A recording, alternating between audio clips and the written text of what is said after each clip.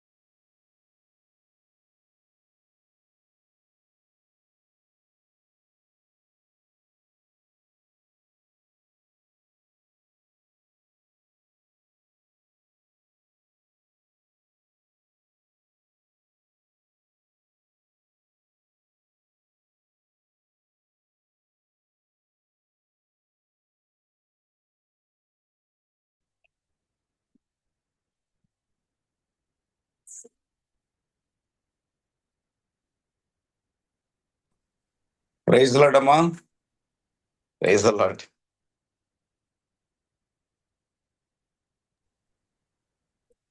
Praise good Lord morning అండి. Sir. Praise Lord sir.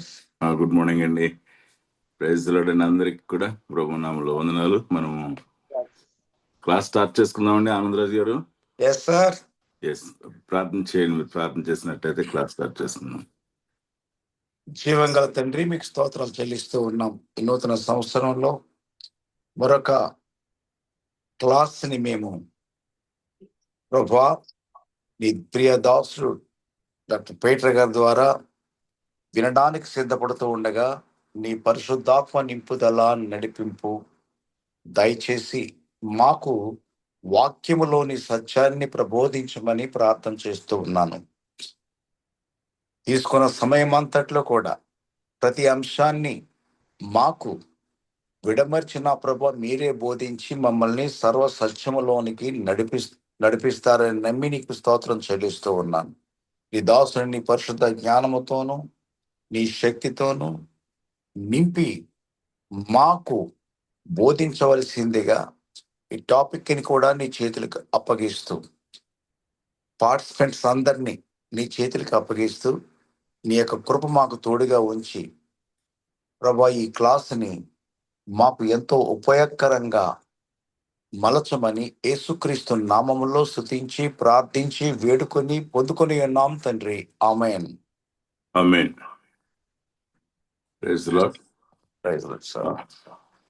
ప్రభునందు ప్రియమైన దేవుని బిడ్డలారా, మనము లాస్ట్ క్లాస్ లో మనము ఈ యొక్క ప్రవచనాల గురించి, ప్రవక్తల గురించిన విషయాలను మనము క్లుప్తంగా మనం చూచాము.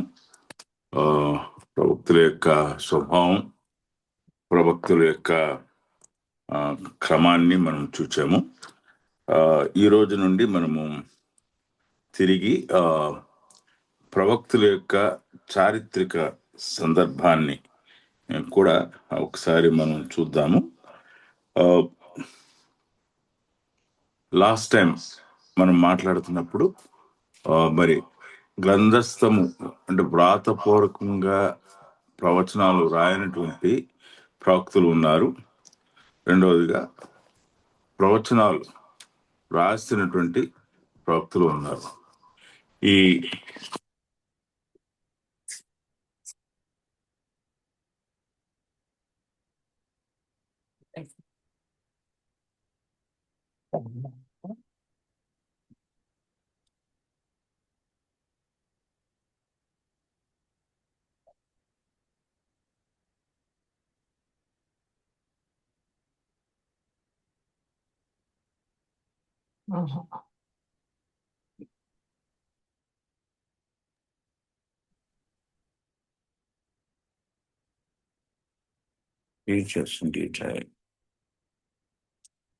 ప్రబోధించమని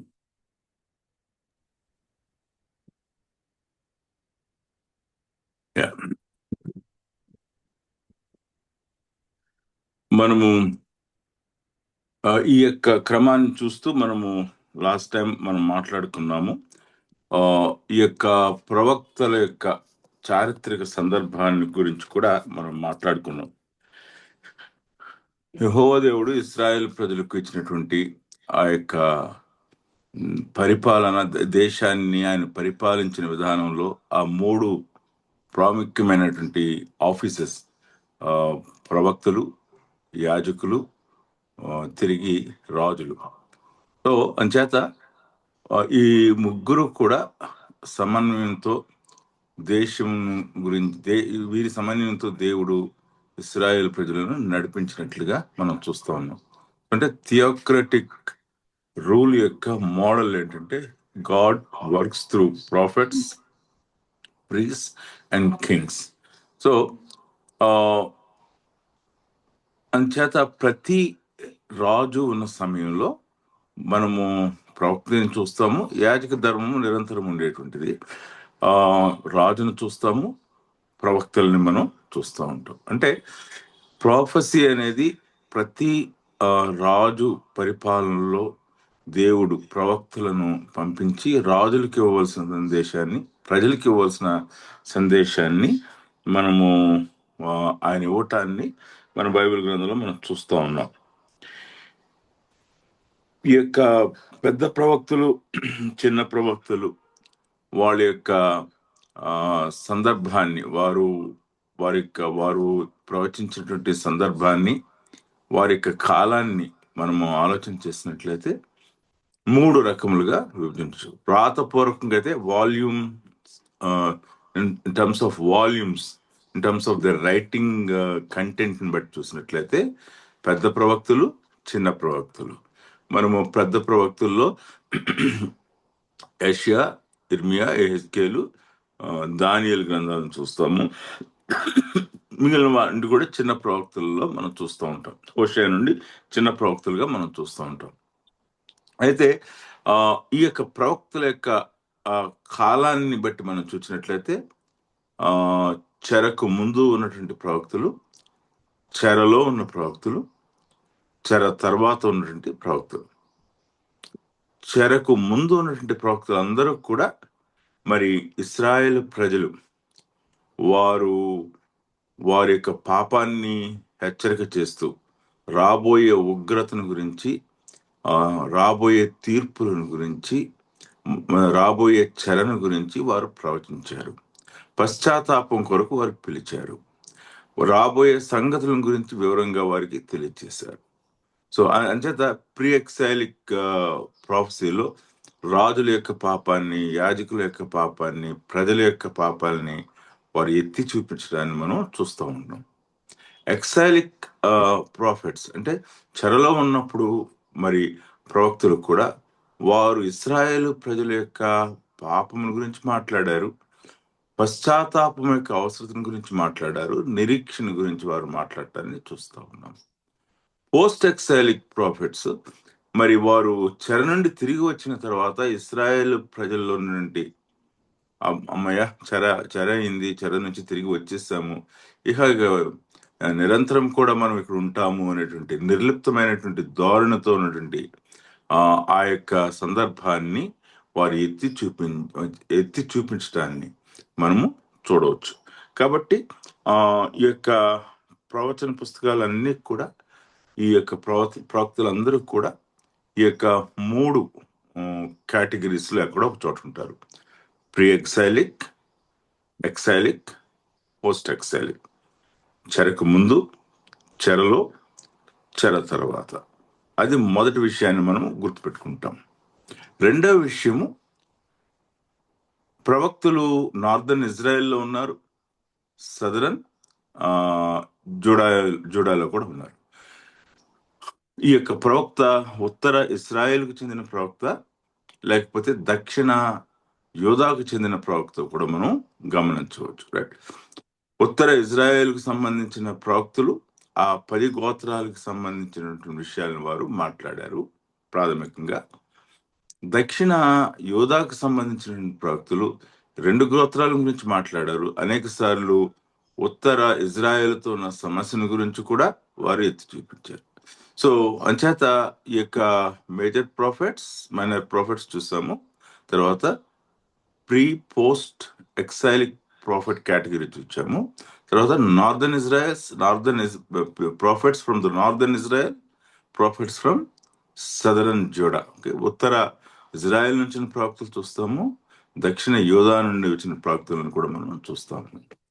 తర్వాత ప్రవక్తల యొక్క టైం లైన్, వారు ఏ కాలంలో ఉన్నారో మనం చూస్తాము. ఏ యొక్క రాజులను వారు ఉద్దేశించి, ఏ కింగ్డంలో, ఏ యొక్క మొనార్కీలో వారు పనిచేశారో దాన్ని కూడా మనము చూస్తూ ఉంటాం. So every ప్రొఫెసీ has a historic context. ప్రతి ప్రవచనానికి కూడా ఒక చారిత్రకమైన సందర్భం ఉన్నది అనే విషయాన్ని మనం గుర్తు చేసుకోవాలి. రైట్. సో ఇది మనము ప్రాముఖ్యంగా ఈ యొక్క ప్రవక్తలను గురించి, ఈ యొక్క ప్రవక్తల పుస్తకాల గురించి మనము నేర్చుకోవటానికి ముందుగా మనము తెలుసుకోవాల్సిన విషయాలు. రైట్. అంచేత ప్రతి ప్రవక్తను గురించి కూడా మనం మాట్లాడుతున్నప్పుడు ముందుగా ఆ యొక్క ప్రవక్త యొక్క డిస్క్రిప్షన్ మనము చూడవలసి ఉంటుంది. ఈ ప్రవక్త ఉత్తర ఇజ్రాయెల్కి సంబంధించిన వాడా, దక్షిణ యూదాకు సంబంధించిన వాడు అంటే వెంటనే మనకి గోచరిస్తుంది మరి ఎవరిని ఉద్దేశించి ప్రాముఖ్యంగా మరి ఈయన మాట్లాడుతున్నాడు అనే విషయం మనకి అర్థమవుతుంది. రైట్, మనము యెషయా గ్రంథాన్ని మనం చూసినట్లయితే యెషయా గ్రంథం మరి మేజర్ ప్రాఫెసీలకు వస్తున్నాడు, మేజర్ పెద్ద ప్రవక్తగా పిలువబడుతుంటున్నాడు. రెండవదిగా ఇతడు ఎక్సైల్కి ముందు చెరకు ముందు ఉన్న ప్రవక్తగా ఈయన ఉన్నాడు. మరి మూడవదిగా ఈయన దక్షిణ యూదాకు చెందినటువంటి ప్రవక్తగా ఉన్నాడు అనేటువంటి విషయాన్ని మనము గుర్తుపెట్టుకోవాలి. రైట్, సో ఈ యొక్క యెషయా గ్రంథాన్ని ఆ యొక్క కాల సందర్భం, అది ఏ కాలంలో ఇది జరిగింది అని మనం అనుకున్నట్లయితే మరి 740 to 680 BC, 740 నుంచి 680 మధ్యన జరిగినట్లుగా మనం చూడవచ్చు. 740 to 680 BC మధ్యన ఈ యొక్క సంగతులు జరిగాయి. మీకు మరి ఈరోజు ఉదయం బుక్ ఆఫ్ ఐజయా నుంచి ఆ యొక్క అవుట్లైన్ మీకు పంపించాను. ఈ హారిసన్ బుక్ లో ఉన్న అవుట్లైన్ కొంచెము తేలికైనటువంటి రీతిలో ఉన్నది. మొదటి భాగము మొదటి 33 అధ్యాయాలు, తరువాత భాగము మిగిలినటువంటి 33 అధ్యాయాలు సింపుల్ గా 2 భాగాలుగా విభజించి ఇచ్చినట్లుగా మనం ఇక ఈ యొక్క అవుట్లైన్ బట్టి మనం చూడవచ్చు. సో అంచేత ఈ యొక్క అవుట్లైన్ మీరు తీసుకోండి. దీంతో పాటు డెనిస్ మాక్ గారు Bible training centre for pastors గురించినటువంటి ఆ యొక్క మాన్యుల్లో కూడా వారు కూడా ఒక అవుట్లైన్ ఇచ్చారు. ఆ అవుట్లైన్ కూడా మీరు చూడవచ్చు. మీ దగ్గర అయితే, ఎవరి దగ్గర అయితే ఆ BTCP మెటీరియల్ ఉందో వారు చూడవచ్చు. సో వీరు కూడా మరి వీరి యొక్క మేజర్ డివిజన్ ఎలా ఉన్నది అంటే మొదటి 39 అధ్యాయాలు ఒక భాగంగాను, తిరిగి 40 నుండి 66 వరకు రెండవ భాగంగా విభజించడాన్ని మనం చూడవచ్చు. రైట్, సో మొదటి భాగంలో దేవుని యొక్క తీర్పుని గురించి, ఆయన పరిశుద్ధతని గురించిన విషయాలు మనం చూస్తూ ఉంటాము. మరి పాపమును గురించిన ఖండన గురించి మనం చూస్తూ ఉంటాము. రెండవ భాగంలో రక్షణ గురించి, ఆశీర్వాదం గురించిన, విమోచన గురించిన విషయాలు, దేవుడిచ్చేటువంటి ఓదార్పు, కృప, ఆయన ఇచ్చే రక్షణ గురించిన విషయాలు రెండవ భాగంలో 40 నుండి 66 వరకు ఇవ్వటాన్ని మనం చూస్తున్నాం. కొంచెం అంటే ఈ యొక్క స్కాలర్స్ వాళ్ళ యొక్క పర్స్పెక్టివ్ లో నుంచి మనము ఈ యొక్క ప్రకటన గ్రంథాన్ని అర్థం చేసుకోవటానికి వారు చేసినటువంటి ప్రయత్నంగా మనం చూడవచ్చు. డెనిస్ మాక్ గారు ఇలా విభజించడానికి గల కారణం ఏంటంటే యెషయా గ్రంథాన్ని ప్రాముఖ్యంగా మరి ఈ యొక్క 66 పుస్తకాలని ఏమన్నారు అని అంటే మినీ బైబిల్ అని అన్నారు. మినీ బైబిల్ అన్నారు. మరి ఇది బైబిల్ గ్రంథానికి ఒక చిన్న ముంగుర్తుగా ఉన్నది, లేక ఇది చిన్న బైబిల్ గ్రంథం. బైబిల్ గ్రంథంలో 66 పుస్తకాలు ఎలా ఉన్నాయో, పాత నిబంధన గ్రంథంలో 39 పుస్తకాలు ఎలా ఉన్నాయో, కొత్త నిబంధన గ్రంథంలో 27 పుస్తకాలు ఎలా ఉన్నాయో, ఈ యొక్క యెషయా గ్రంథంలో కూడా 66 పుస్తకాలు ఉన్నాయి. 39 అధ్యాయాలు పాత నిబంధనకు సాదృశ్యంగా కనిపిస్తూ ఉన్నాయి. 27 అధ్యాయాలు అది కొత్త నిబంధనకు సాదృశ్యంగా ఉన్నాయి అనే విషయాన్ని మరి దాన్ని ఫోకస్ చేయటం కొరకు అటువంటి డివిజన్ని మనం, అటువంటి క్లాసిఫికేషన్ మనం చూడవచ్చు. రైట్, సో మరి ఈ యొక్క ఉదయ సమయంలో మరి ఈ యొక్క ప్రీ ఎక్సైలిక్ ప్రాఫిట్స్ ఐజియా గురించి మనం చూడటానికి ముందుగా మీకు ఒక అవుట్లైన్ మీకు చెప్పాలని ఆశపడుతున్నాను. Pre exilic and post exilic. Pre exilic prophets ఎవరు అని అన్నట్లయితే, so major prophets, minor prophets చూసాం. Right, northern kingdom prophets, southern kingdom prophets గా మనం చూడవచ్చు అని చెప్పాను. తిరిగి pre exilic prophets, exilic prophets, post exilic prophets గా మనం చూడవచ్చు అని చెప్పాను. Right. So pre exilic prophets ఎవరంటే యోవేలు మరి చెరకు ముందు ఉన్నటువంటి ప్రవక్త, యోనా చెరకు ముందు ఉన్నటువంటి ప్రవక్త, తర్వాత ఆమోసు చెరకు ముందు ఉన్నటువంటి ప్రవక్త, హోషేయ, మీకా, తర్వాత యెషయా, నహూము, జెఫన్యా, హబక్కు, మరి తర్వాత ఇర్మియా. వీరందరూ కూడా యోవేలు, యోనా, ఆమోసు, హోషేయ, మీకా, యెషయా, నహూము, జెఫన్యా, హబక్కు, జెర్మియా, 10 మంది వీరు చెరకు ముందు ఉన్నటువంటి ప్రవక్తలుగా మనం చెప్పుకోవచ్చు. మరి కాలక్రమంలో మన కాలమానం ప్రకారం చూసినట్లయితే మరి యోవేలు అందరికన్నా ముందు ఉన్నవాడుగా కనిపిస్తూ ఉంటాడు. సో యోవేలు అంటే క్రానలాజికల్ ఆర్డర్లో పెట్టుకుంటే మొదటి పుస్తకము యోవేలు రావాలి, తర్వాత యోనా రావాలి. యోవేలు 850 నుంచి 700 BCలో ఉన్నట్లుగా మనం చూడవచ్చు. సో యెషయా 740 నుంచి 680 మధ్యన ఉన్నవాడుగా మనకు కనిపిస్తున్నాడు. ఇర్మియా ప్రీ ఎక్సైలిక్ ప్రాఫిట్స్ లో ఆఖరి ప్రవక్తగా మనం చూడవచ్చు. యెషయా తర్వాత ఇర్మియా వచ్చాడు. 626 నుంచి 580 BCలో మనము ఇర్మియాని మనం చూడవచ్చు. రైట్. సో ఇది ప్రీ ఎక్సైలిక్ ప్రాఫిట్స్, మరి చెరకు ముందుగా ఉన్నటువంటి ప్రవక్తలు. చెరలో ఉన్న ప్రవక్తలు ఎవరు అని అంటే మనకి వెంటనే మనకి 2 పేర్లు జ్ఞాపకం వస్తాయి. మొట్టమొదటిగా దానియేలు, తర్వాత యెహెజ్కేలు. వీరు చెరలో ఉన్నటువంటి ప్రవక్తలుగా మనం చూస్తూ ఉంటాము. రైట్. దానియేలు ఆయన ప్రవక్తగా ఉన్నాడు, కింగ్డమ్ గురించి మాట్లాడాడు, మిలీనియల్ కింగ్డమ్ గురించి మాట్లాడాడు, మెస్సియన్ గురించి మాట్లాడాడు. ఆయన మరి అడ్మినిస్ట్రేటర్ గా కూడా ఉన్నాడు. The God of Israel is God of the universe, and His holiness and His omnipotence works everywhere. అంచేత దేవుని సత్యాల్ని దేవుడు విశ్వవ్యాప్తం చేయటం కొరకు ఎక్సైల్ని చెరను ఉపయోగించుకున్నాడు. చెరలో తాను ఏర్పరచుకున్నటువంటి దానియేలును కూడా ఉపయోగించుకున్నట్లుగా మనం చూస్తున్నాం. రాబో 1000 ఏళ్ల పాలన గురించి, మరి రాబో శ్రమలు 7 సంవత్సరాల శ్రమల గురించిన ప్రవచనాలకు కూడా ఈ దానియేలు గ్రంథంలో మనం చూస్తూ ఉంటాం. అంచేత దానియేలు ఎక్సైలిక్ ప్రాఫిట్, చెరలో ఉన్నటువంటి ప్రవక్తగా మనం చూడవచ్చు. అలాగే యెహెజ్కేలు మరి చెరలో ఉన్నటువంటి ప్రవక్తగా కనిపిస్తున్నాడు. ఓబద్యా కూడా చెరలో ఉన్నటువంటి ప్రవక్తగా మనము జ్ఞాపకం చేసుకోవాలి. రైట్. సో ఇప్పటికి మనము చెరకు ముందు ఉన్నటువంటి ప్రవక్తలను చూచాము, చెరలో ఉన్నటువంటి ప్రవక్తలను చూచాము. చెర తర్వాత ప్రవక్తలు ఎవరు? హగ్గై, జకరియా, మలాకి, చెర తర్వాత ప్రవక్తలు. సో అంటే మనము దానియేలు, యెహెజ్కేలు, ఓబద్యా మనకి బాగా గుర్తుపెట్టుకోగలిగింది. హగ్గై, జకరియా, మలాకి మనకి తెలుసు ఆఖరణ ఉంటాయి. కాబట్టి ఇప్పుడు ఈ యొక్క 6 తీసివేస్తే మిగిలిన వారందరూ కూడా చెరకు ముందున్నటువంటి ప్రవక్తలుగానే మనము జ్ఞాపకం చేసుకోవచ్చు.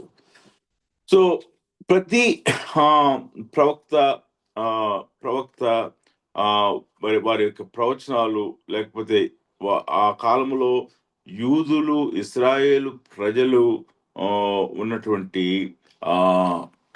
పరిపాలన కాకుండా there is a world power, ప్రపంచంలో ఉన్నటువంటి రాజకీయంగా ప్రపంచాన్ని ఏలుబడి చేసేటువంటి రాజకీయ శక్తులను మనం చూడవచ్చు. Right. They also address the world power. ఈ రోజున మనము there is a competition of course, but still there is a leading edge. World power centre ఎక్కడ ఉన్నదంటే అమెరికా అంటున్నారు. So America is the world power.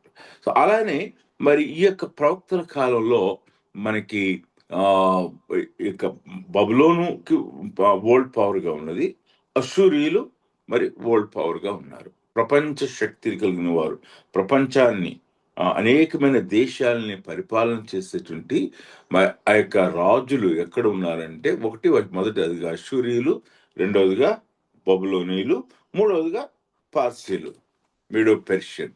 So మూడవదిగా ఆ, ఆ, మాదియ పార్షీలు మూడవ శక్తిగా ఉండటాన్ని మనం చూస్తూ ఉన్నాము. రైట్.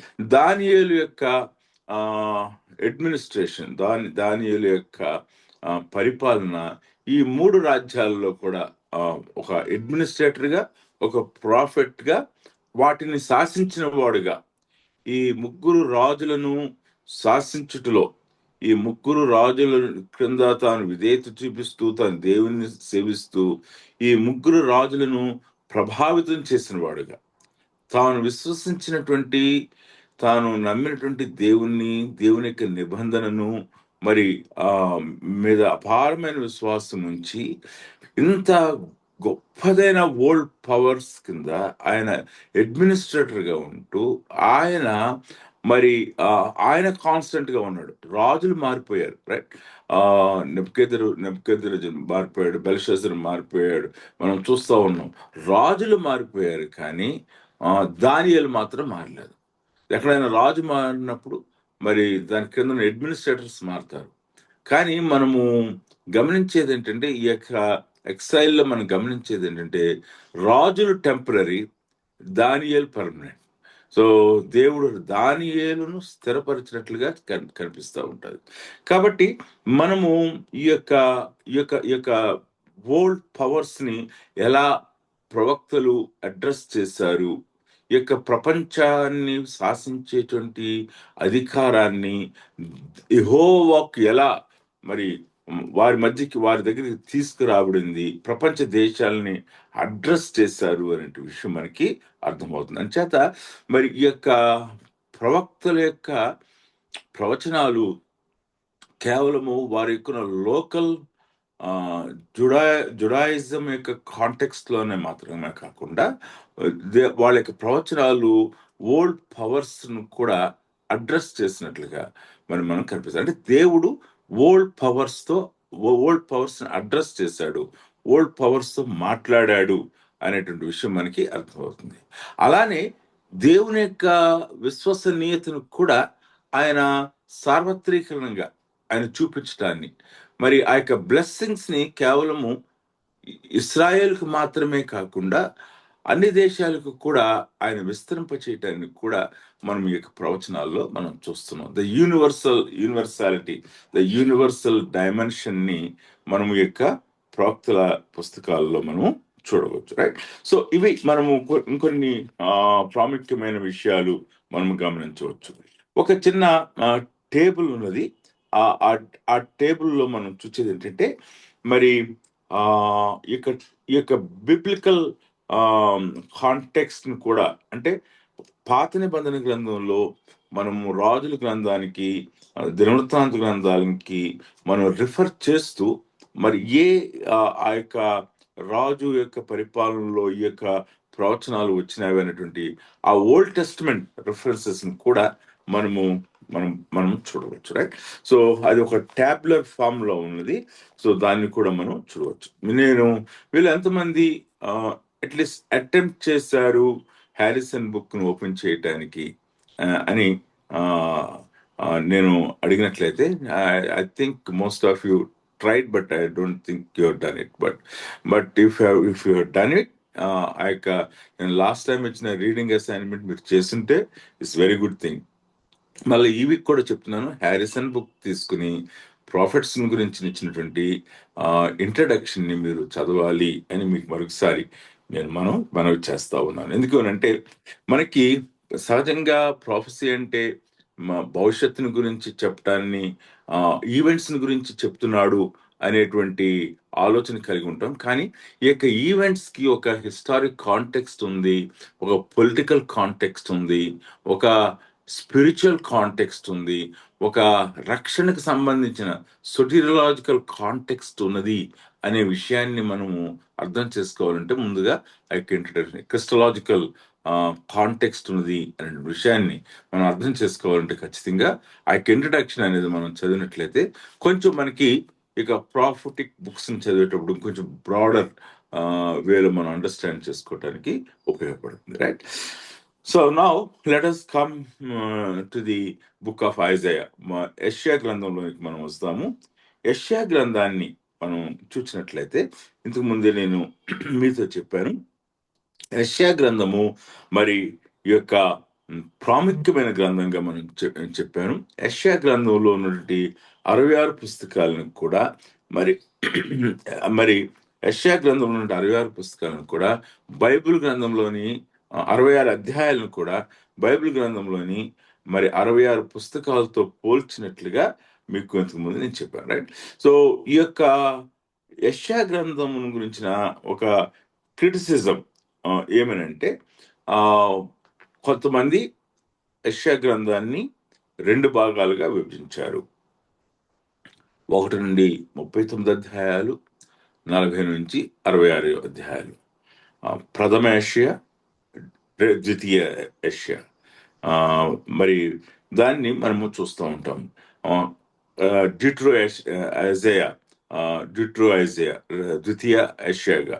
అంటే కొంతమంది లిబరల్ స్కాలర్స్ ఏమన్నారు అని అంటే, యెషయా గ్రంథములో ఇది ఒక్కడు రాసింది కాదు, ఇది 2 యెషయాలు వేరు వేరు కాలంలో రాశారు అనేటువంటి ప్రతిపాదనని తీసుకుని వచ్చారు. ఎందుకు అని అంటే కొన్ని డిఫరెన్సెస్ ఉన్నాయి. ఏం డిఫరెన్సెస్ ఉన్నాయి అని అంటే, ఈ యొక్క రైటింగ్ స్టైల్స్ లో ఉన్నాయి, డిఫరెన్సెస్ ఉన్నాయి. మొదటి యెషయాకు రెండవ యెషయాకు ఇక రచనా శైలిలో డిఫరెన్సెస్ ఉన్నాయి అనే విషయాన్ని వారు ఎత్తి చూపించడాన్ని, తర్వాత థియాలజీలో మరి డిఫరెన్సెస్ ఉన్నాయి, వేదాంత పరంగా కొన్ని విభేదాలు ఉన్నాయి అనేటువంటి విషయాన్ని ఎంఫసైజ్ చేస్తూ మరి మాట్లాడటాన్ని మనం చూస్తూ ఉంటాం. మరికొంతమంది 2 యెషయాలు కాదు 3 యెషయాలు రాశారు అని కూడా చెప్పారు. 3 యెషయా గ్రంథాన్ని 3 రాశారు, 3 భాగాలుగా విభజించాలి.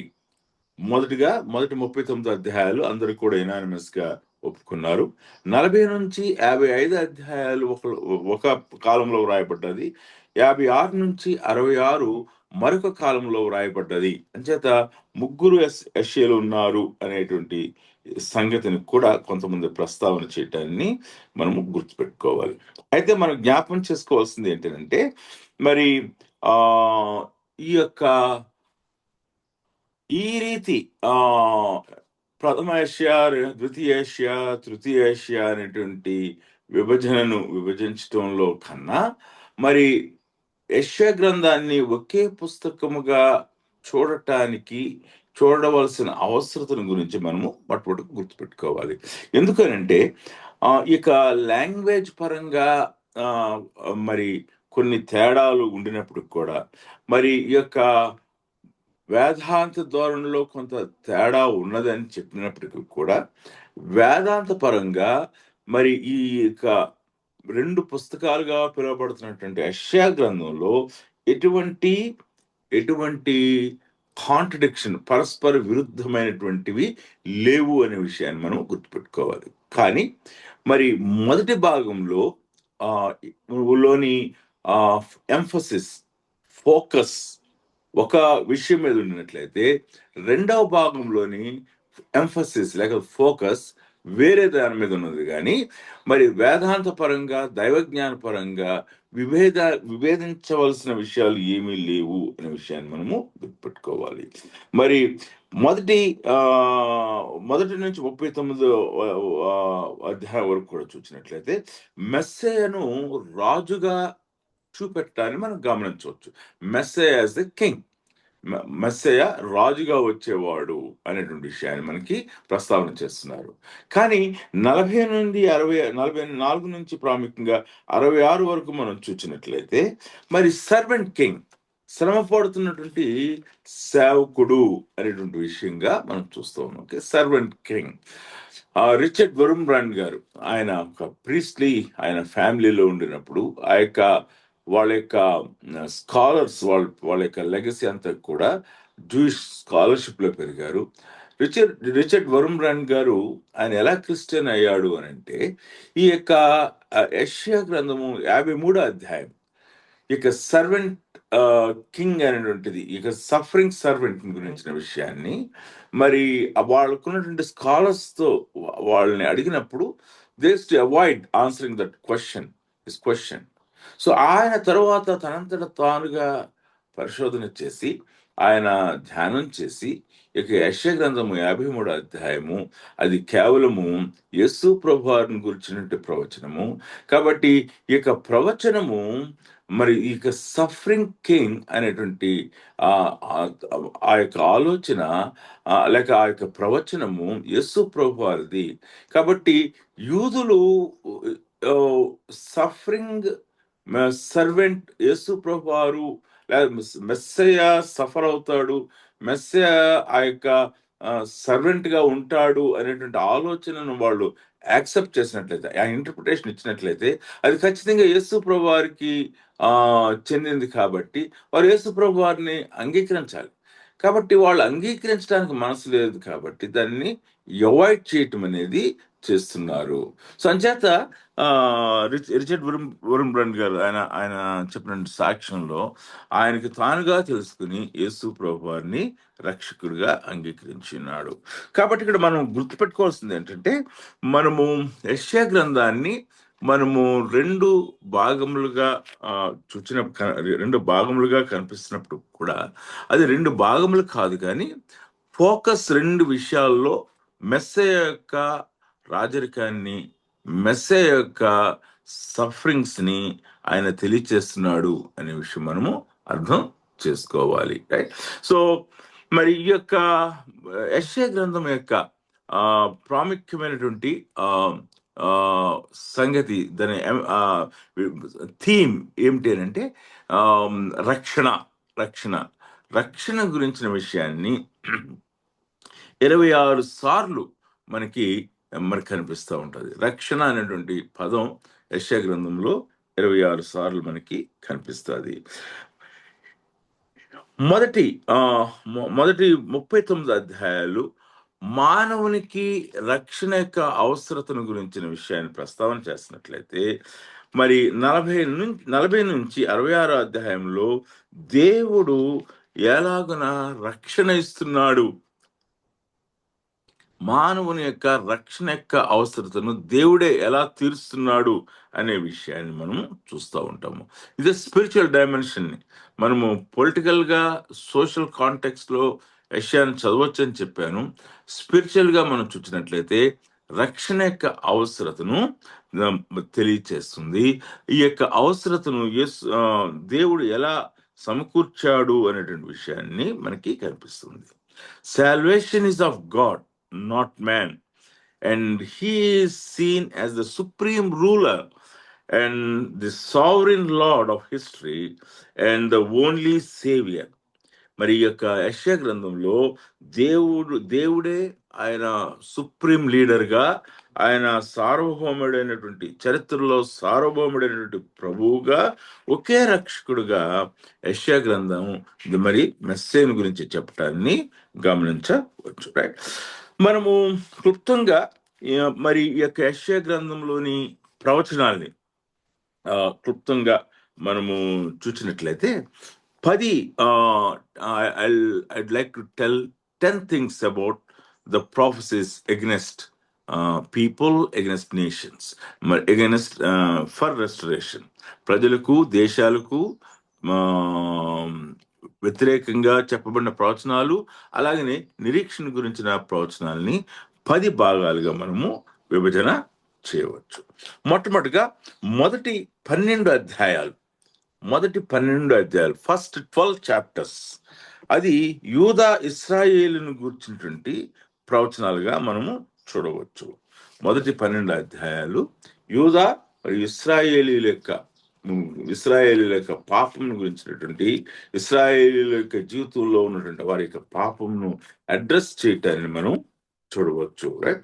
యూదా దాన్ని ఏమన్నామంటే మొదటి ప్రాముఖ్యంగా మొదటి 12 అధ్యాయాల్లో ఉన్నటువంటి ఆ యొక్క అభియోగాల్ని ఏమన్నా అంటే గాడ్స్ ఛార్జ్ షీట్.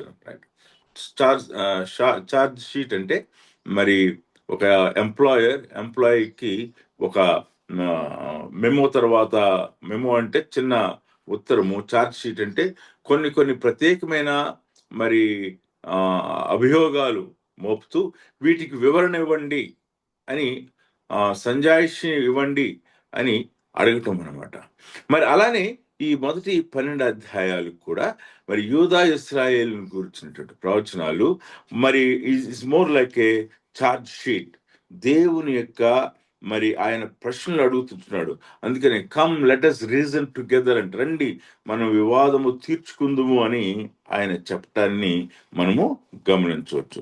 ఇశ్రాయేల్ ప్రజల్లో మరి ఉన్నటువంటి రాచరికములో ఉన్న సమస్యలు, వారు నీతి న్యాయములను మరి మరిచినటువంటి విషయాల్ని మనము చూడవచ్చు. యూదాలో ఉన్నటువంటి రాచరికము, దానిలో ఉన్నటువంటి సమస్యలను, మరి వారి యొక్క అన్లాఫుల్ కోలేషన్స్, దేవుడు తనతో సంబంధం పెట్టుకోమన్నాడు. మరి తన సౌలు తర్వాత దావీదు దేవునితో సహవాసం చేసి యుద్ధములు చేసి దేవునితో కలిసి మరి దావీదు ఎలాగున పరిపాలన చేశాడో, రాజులతో తన చుట్టూ ఉన్నటువంటి రాజులతో చెయ్యి కలపకుండా, దెర్ ఇస్ నో కోలేషన్, సహకారం తీసుకుంటాం అనేది దావీదు యొక్క మరి డిక్షనరీలో లేదు. ఆయన పొరుగు రాజ్యాల సహకారంతో బలముతో ఆయన పరిపాలన చేయలేదు. There is no coalition rule in David kingdom, even Solomon kingdom. మరి సొలొమోను కాలంలో కూడా ఇతర రాజుల యొక్క సహకారాన్ని కోరలేదు. కానీ నార్థన్ ఇజ్రాయెల్లో మరి చాలా సార్లు వారు ఇతరుల యొక్క సహకారాన్ని వారు తీసుకున్నట్లుగా కనిపిస్తుంది. కోలేషన్ రూల్ గురించిన విషయం మనము యెషయా ప్రవచనాల్లో మనం చూస్తాం. దాన్ని తప్పు పట్టడానికి కూడా మనం చూస్తూ ఉంటాం.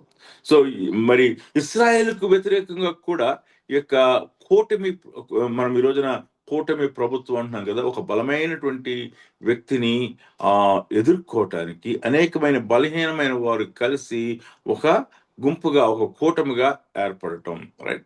సో మనకు కూడా మరి బలమైన వారిని ఎలా డీథ్రోన్ చేశారో మనం చూస్తున్నాం. కోలేషన్, కూటమి ప్రభుత్వం అంటున్నాం కదా. సో ఈ కూటమి రాజ్యాలు ఇప్పటికీ ఇశ్రాయేల్ చుట్టూ కూడా మరి అరబ్బుల యొక్క కూటమి రాజ్యాలు, కోలేషన్ గవర్నమెంట్స్ మనం చూస్తూ ఉన్నాం. మరి పాశ్చాత్య దేశంలో కూడా మరి ఆ యొక్క కోలేషన్ కంట్రీస్ ఎలా అనేకమైన రాజ్యాలు భాగస్వామ్యం మిలిటరీ కోలేషన్ భాగస్వామ్యంతో వారు తమ యొక్క ల్యాండ్ ని వారు భద్రం చేసుకుంటారో మనం చూస్తూ ఉన్నాం. కాబట్టి ఈ యొక్క కోలేషన్ గవర్నమెంట్స్ కి వ్యతిరేకంగా మరి ప్రవచనాలు రావటాన్ని మనం చూస్తున్నాం. అంటే there is one difference. I'm not saying the anything against present day collation, it's a democratic లో జరుగుతున్న కోలేషన్స్. బట్ ఆ కాలంలో దేవునికి వ్యతిరేకంగా, థియోక్రటిక్లలో దేవునికి ప్రజలకు వ్యతిరేకంగా ఎలా కూటములు ఏర్పడ్డాయో వాటిని గురించిన విషయాలు, వాటికి వ్యతిరేకంగా వచ్చినటువంటి ప్రవచనాలు మనం చూస్తూ ఉన్నాము. 13వ అధ్యాయం నుండి 23వ అధ్యాయం వరకు కూడా మనం చూసినట్లయితే యూదాకు శత్రువులైన ఇతర దేశాలను గురించినటువంటి ప్రవచనాలను మనం చూస్తూ ఉన్నాం. 13వ అధ్యాయం నుండి 23వ అధ్యాయం వరకు కూడా మరి ఇతర దేశాలకు సంబంధించిన ప్రజలు. మరి మనం చూసినట్లయితే 13వ అధ్యాయం 14వ అధ్యాయంలో మరి బబులోనుకు వ్యతిరేకంగాను అలాగనే అష్షూరీయులకు వ్యతిరేకంగా ప్రవచనాలు మనం చూస్తాము. బబులోనుకును అష్షూరీయులకును వ్యతిరేకంగా ఉన్న ప్రవచనాలు మనం చూస్తూ ఉంటాము. 14వ అధ్యాయము 28 నుంచి 17వ అధ్యాయము మరి 14వ వచనం వరకు కూడా మనం చూసినట్లయితే మరి యూదా పొరుగు వారికి వ్యతిరేకంగా, యూదా పొరుగు వారు ఎవరు అనంటే ఫిలిస్తియా, మోయాబు, దమస్కు, వీళ్ళకి వ్యతిరేకంగా మరి ఉన్నటువంటి ప్రవచనాలు మనం చూస్తూ ఉన్నాం. 13, 14 అధ్యాయాల్లో బబులోను అష్షూరీయులకు, ఇంతకుముందు మనం చెప్పినాం కదా, లోకల్ ప్రవచనాలు లోకల్ గా ఉన్నాయి. లోకల్ పీపుల్ని, లోకల్ గవర్నమెంట్స్ ని అడ్రస్ చేస్తూ ఉన్నాయి. చుట్టూ పొరుగు వారిని అడ్రస్ చేస్తూ ఉన్నాయి. వరల్డ్ పవర్ ను కూడా అడ్రస్ చేయటాన్ని మనం చూచాము అని చెప్పాను.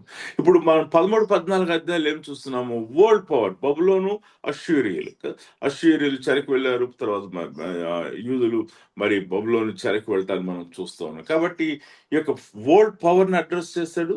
తర్వాత మరి పొరుగువారు 14 నుంచి 17 అధ్యాయాల్లో మరి ఫిలిస్తియా, మోయాబు, దమస్కు వీరికి చెందినటువంటి ప్రవచనాలు మనం చూడవచ్చు.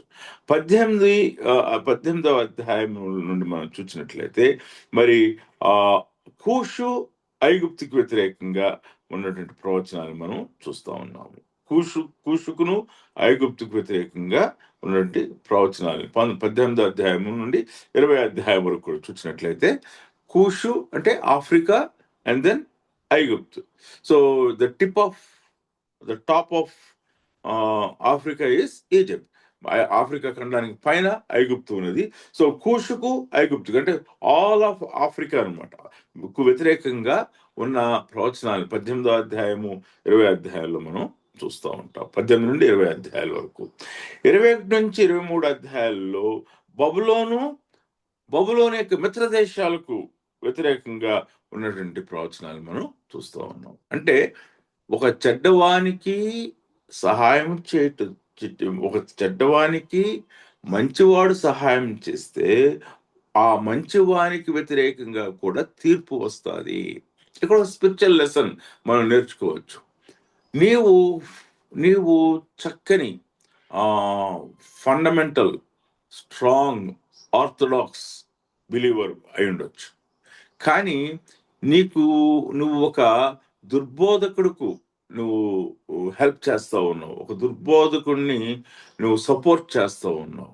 తీర్పు వచ్చినప్పుడు మరి దుర్బోధకుని ఎలా తీర్పు తీరుస్తాడో మరి ఆయన దుర్బోధకునికి ఎంకరేజ్ చేసి అతన్ని పెంపార చేసిన వ్యక్తిని కూడా దేవుడు తీర్పు తీరుస్తాడు. కాబట్టి మరి దుష్టులకు సహాయం చేయటము, దుష్టుల యొక్క ప్రాస్పెరిటీకి మరి దుర్బోధకుల యొక్క ప్రాస్పెరిటీకి మనము చెయ్యందించటం అనేది జరగకూడదు. అంచేత ఇక్కడ బబులోను దాని మిత్ర దేశాలకు వ్యతిరేకంగా మనము యెషయా గ్రంథంలో మరి వచ్చిన ప్రవచనాలను మనం చూస్తూ ఉన్నాం. 21 అధ్యాయం నుండి 23 అధ్యాయం వరకు కూడా, 21, 22, 23 3 అధ్యాయాల్లో కూడా మరి ఈ యొక్క విషయాన్ని మనం చూస్తూ ఉన్నాము. మరి 24 అధ్యాయం నుండి 27 అధ్యాయం వరకు కూడా మనం చూసినట్లయితే దేవుని యొక్క తీర్పులు సమస్త ప్రజల మీద ఉండటాన్ని మనం చూస్తూ ఉన్నాము. యెహోవా పరిశుద్ధమైన పర్వతం మీద ఉన్నటువంటి జరగబోయేటువంటి విందుని గురించిన విషయాన్ని మనము చూస్తూ ఉన్నాము. రైట్. సో ప్రభు దాన్ని ఏమన్నామంటే 24 అధ్యాయం నుండి 24 అధ్యాయం నుండి 27 అధ్యాయం వరకు కూడా ఉన్న ప్రవచనాలు మనం ఏమన్నాము అంటే మరి the day of the Lord, ప్రభు దినమును గురించినటువంటి ఆ యొక్క ప్రవచనాలుగా మనం చూస్తూ ఉన్నాము. సో ఇప్పటి వరకు ఇక ప్రవచనాల యొక్క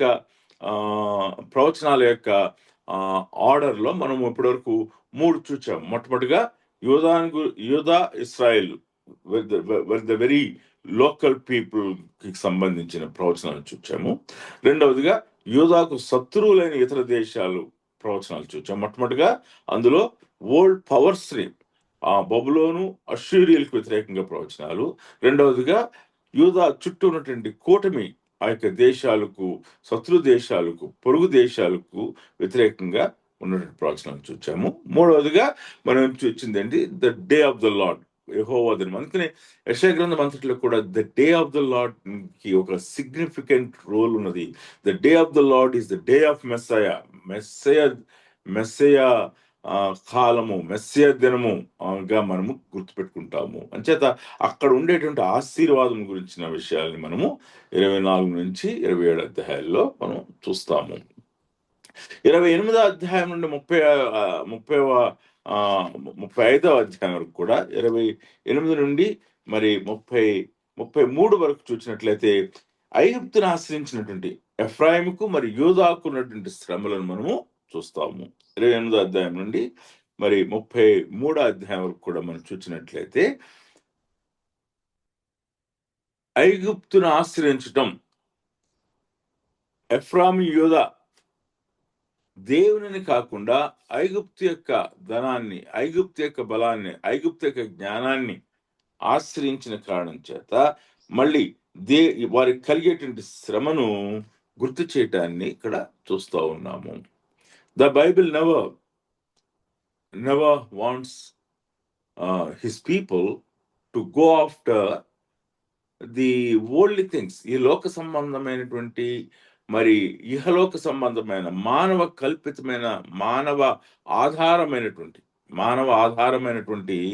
ప్రభుత్వాలు, మానవ ఆధారమైనటువంటి జ్ఞానమును మరి ఇశ్రాయేలు ప్రజలు ఆశ్రయించడాన్ని దేవుడు అసహించుకున్నాడు. కాబట్టి వారికి వ్యతిరేకంగా మరి ఉన్నటువంటి వారికి వ్యతిరేకంగా వచ్చినటువంటి వారికి కలిగే శ్రమను గురించి 28 నుండి 33 అధ్యాయం వరకు కూడా వివరించడాన్ని మనం చూస్తాము. తిరిగి రెండోసారి 34 నుండి 35 అధ్యాయాల్లో అన్ని జనులకు తీర్పు, మళ్ళీ సియోనుకు ఉండేటువంటి భవిష్యత్తును, దైవాశీర్వాదాలని 34 నుండి 35 అధ్యాయాల్లో దైవాశీర్వాదం గురించినటువంటి ప్రవచనాలని మనము చూస్తూ ఉన్నాము. రైట్. మరి 36 నుండి 37 వరకు మనం చూసినట్లయితే సిరియన్ల నుండి హిజ్కియాకు కలిగినటువంటి రక్షణ, దేవుని యొక్క రక్షణ గురించిన విషయాన్ని 36 నుండి 37 ఆ 2 అధ్యాయాల్లో మనం చూస్తూ ఉంటాం. ఇక్కడ ఒక యెషయా గ్రంథం 6వ అధ్యాయంలో ఒక నెరేటివ్, ఒక కథ,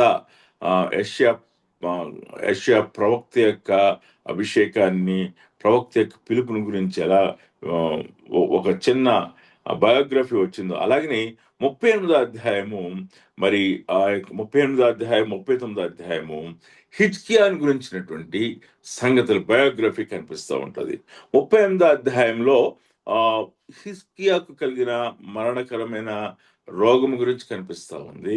39వ అధ్యాయంలో హిజ్కియా యొక్క పాపము మనకి కనిపిస్తూ ఉంది.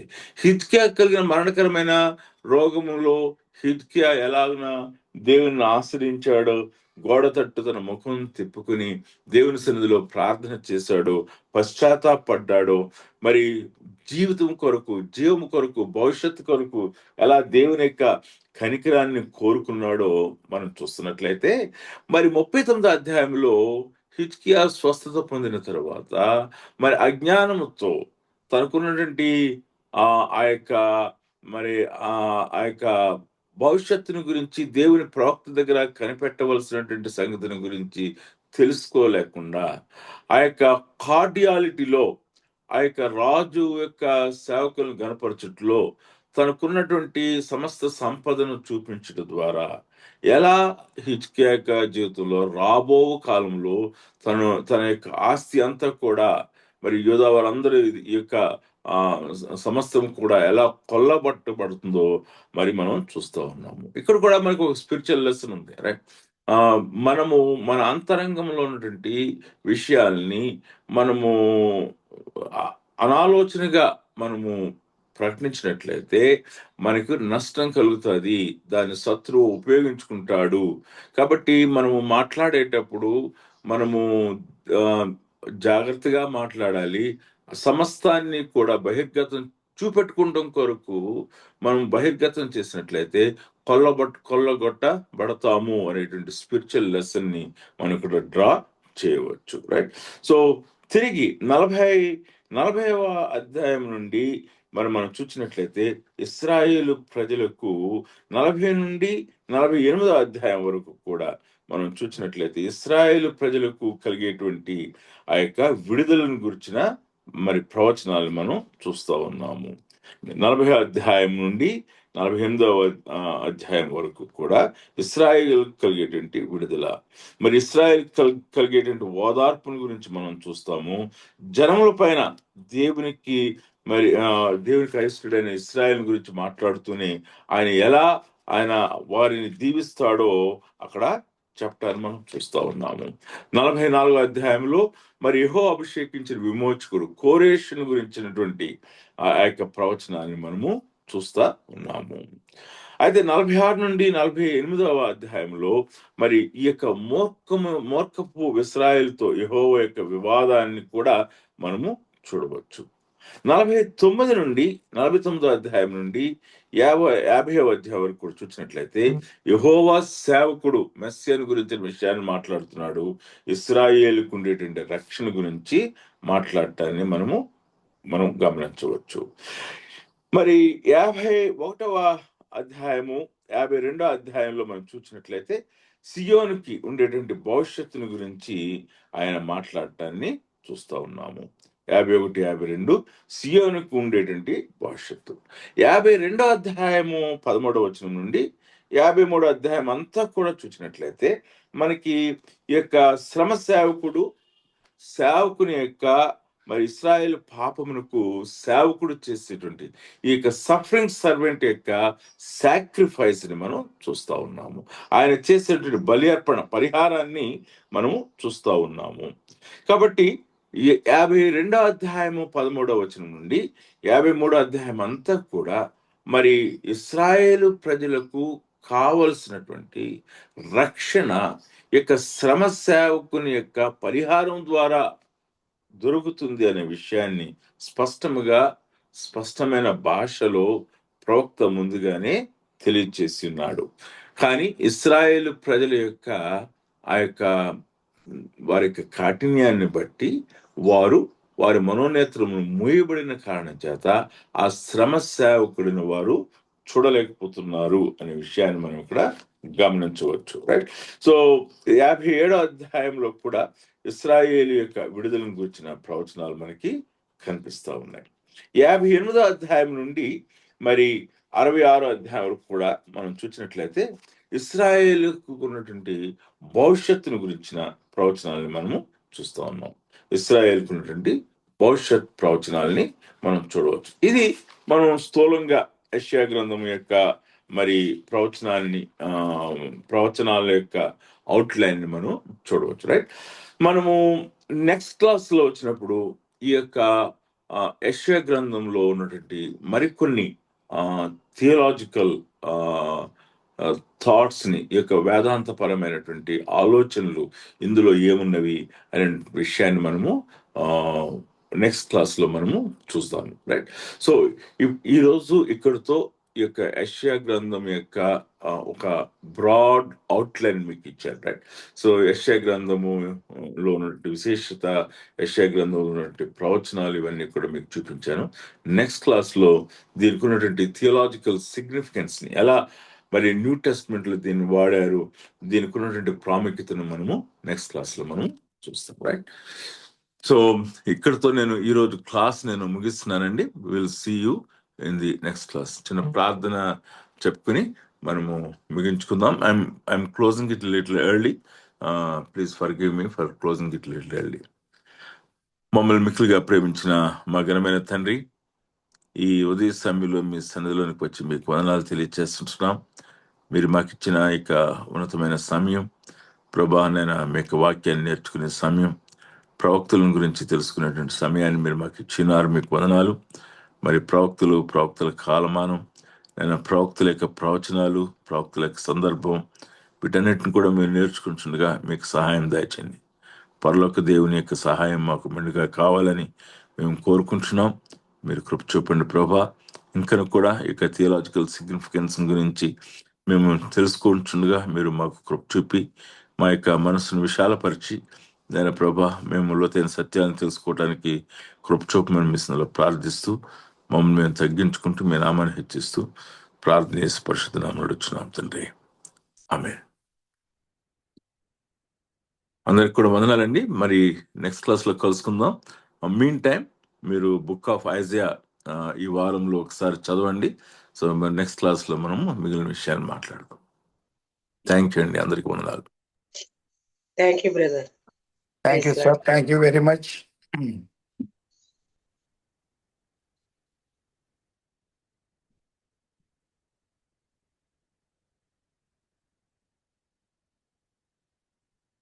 Thank you sir.